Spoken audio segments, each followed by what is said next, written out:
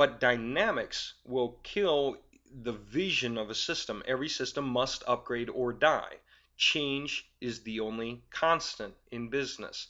If your system doesn't upgrade, it will fall behind by default because everything else is not sitting still. When you think about dynamics, here's an important thing to think. A fellow sells a piece of software and tells you it does a particular thing. And you think, well, okay, I think I want to buy that software. It looks good to me for purposes I understand and can use it for. So you buy it. Ever have a piece of software you buy and it worked for a short while, and then even though you were doing the same thing with that software, it just seemed to quit working? Or you got a piece of software, and this is more common, and it doesn't work at all. Or the most common, you get a piece of software and it works the same way all the time, and you swear it's doing something. You're absolutely sure it's doing something. It's not broken, it's working full speed, and you just don't understand what the issue is. Half the time you contact the owner of the software and say, hey, I'm doing everything you say, and I'm getting no results. Why? What am I doing wrong? You just sort of assume you're doing something wrong, or at least you're putting it that way politely, and the guy will come back and he'll say something like, you're using the wrong tagline, you're using the wrong subject line, you're using the wrong body, you're boring people, you're not exciting enough, oh, you're too exciting, people don't trust you, you sound like a used car salesman. And you go through circles with this guy trying to nail down something useful. And what it really boils down to is you've just been kept in the dark by a system owner that's protecting a system that went obsolete a long time ago, and they had no idea how to upgrade it, and they didn't switch to a new system because people resist change. Let me come back because I want to plant that seed. Now I want to explain it. On the internet, there were good systems. More people get on the internet, and then the dynamics can change. Let me give you a perfect example. If you're on Backpage, just to use something that we talk about a lot, so you're probably kind of familiar with it if you've gone through some of our videos and so forth. If you're on Backpage, everybody gets on Backpage and posts one ad, let's say, okay, just for simple numbers. Now, let's say we have 10,000 ads on Backpage.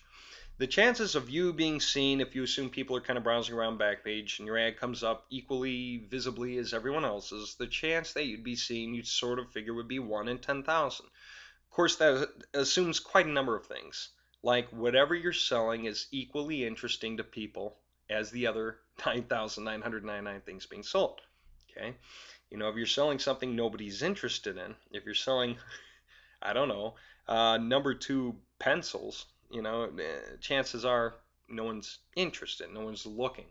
But you would say the chance of being seen is 1 in 10,000. Now let's say one guy one day invents a software that allows him to post up multiple copies of his own ad. Okay, so he can get his ad in all the categories, all the cities, all over the place.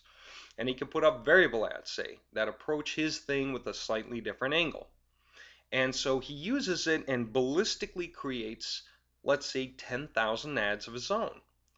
Now, if there were 10,000 ads and you just added another 10,000, and the original 1 in 10,000 that was yours will just call negligible, you basically have what? You have half of the visibility on Backpage. You're literally all over it, everywhere on it. You now have taken the piece of pie that was sliced into 10,000 pieces, and you had one of those pieces, and you just reslice the pie into 20,000 pieces total, where you actually have half of it.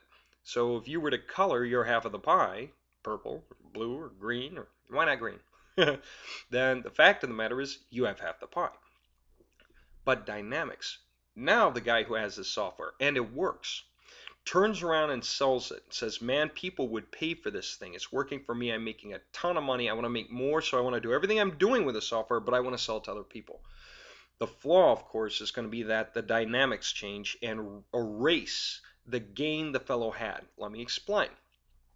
The guy starts selling it, other people start buying it. And so all of a sudden you have, say, 100 people, or all 10,000. Let's just jump ahead and say whole 10,000. All right, people who had a post on Backpage use it to each create 10,000 posts. Now we have just recut the pie. All right, 10,000 times 10,000, whatever, is how many slices exist in the pie. And the reality check, when all is said and done, is that everyone's back to the same proportional amount of visibility. Well, which is better, the way it was before or the way it is after? The answer is the way it was before with just 10,000 slices. When you have 10,000 times 10,000, the problem is that people can only see so many posts at once on a single page. You're not going to see a page with 10,000 posts and be able to navigate it easily. And so the listings on the page fly off of it real fast as other listings are dumped onto it from other guys at full speed. Therefore, the system breaks. It's not like it stayed equal, but it was different now.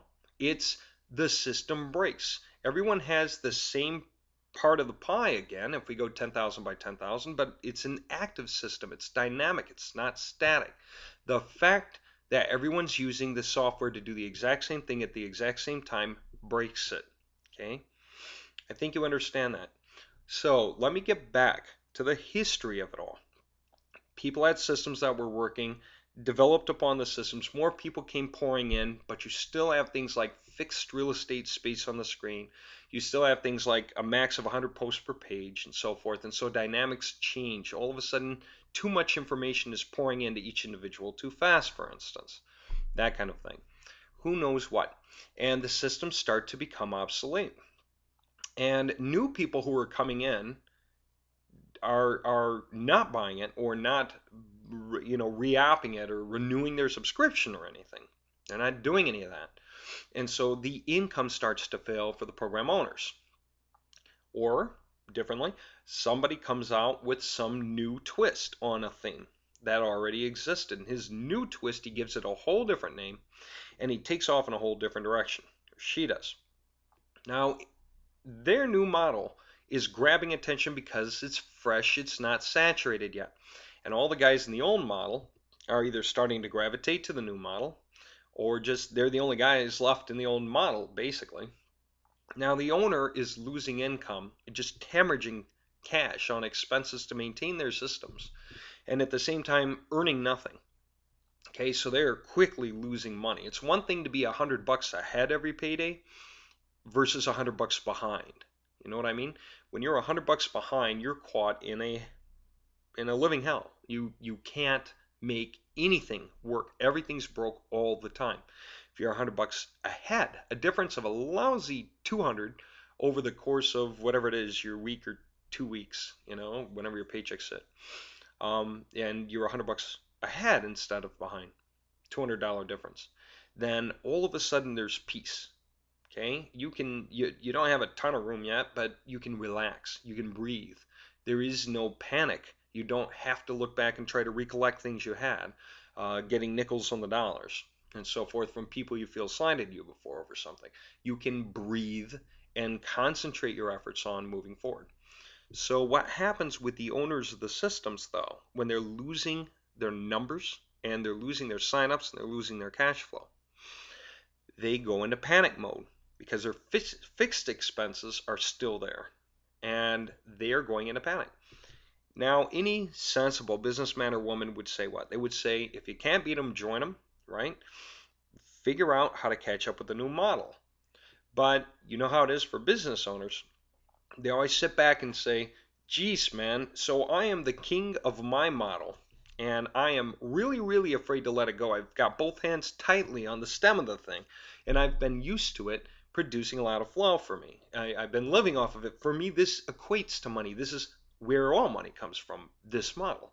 If I didn't have this, whatever, I'd have to start over again. And so if I have to join them, I'm going to have to start all over again.